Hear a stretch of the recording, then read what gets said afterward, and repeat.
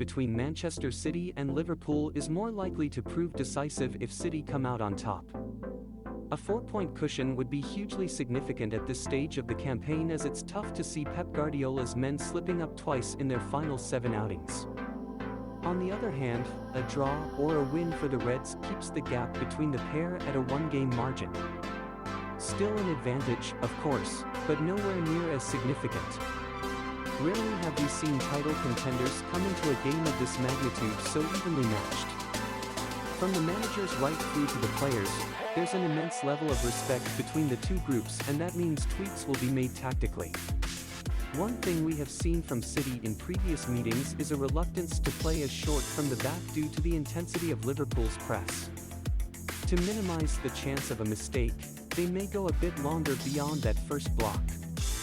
We've seen it at Anfield in the past, but you wouldn't be surprised to see it happen again this weekend. Liverpool will adjust in certain areas, too.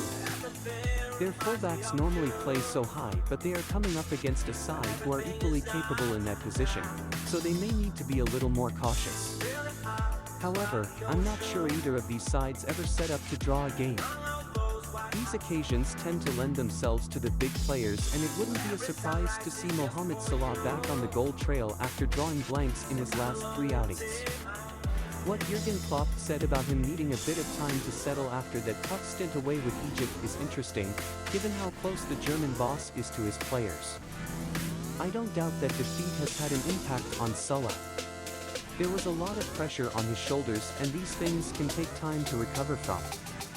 If there was ever an occasion for him to put those troubles behind him, it's this game. Who will occupy the Reds' other 2 forward positions remains a conundrum. Sadio Mane is assured of a place, in my opinion. But take your pick out of Diogo Jota, Roberto Firmino, and Luis Diaz for that 3rd starting spot. Diaz impressed against Benfica, and I think Klopp is already a big fan, while in terms of a goal threat, you'd have to say Jota has shown himself to be the most reliable.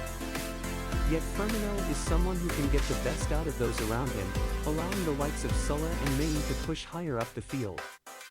It's a real headache for Klopp, but not exactly a bad one to have.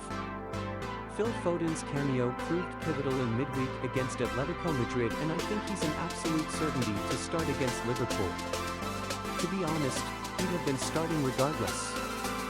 In recent meetings between these 2 clubs, Foden has been as influential as anyone. He netted in the 4-1 win at Anfield last season and was on the scoresheet again in October, showing he can be that difference maker on the very biggest occasions. Meanwhile, the man he set up in midweek, Kevin De Bruyne, is another big game player who City can count on to produce when it matters.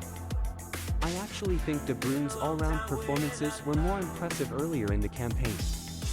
But Pep had a conversation with him about his goal contributions a few months back, and it's clearly done the trick. That makes it sound simple, but it isn't. What the Belgian has done is adjusted the way he approaches games to deliver more decisive moments in the final third. He's a phenomenal talent in whatever positions he's taking up. It's always a joy to watch him play.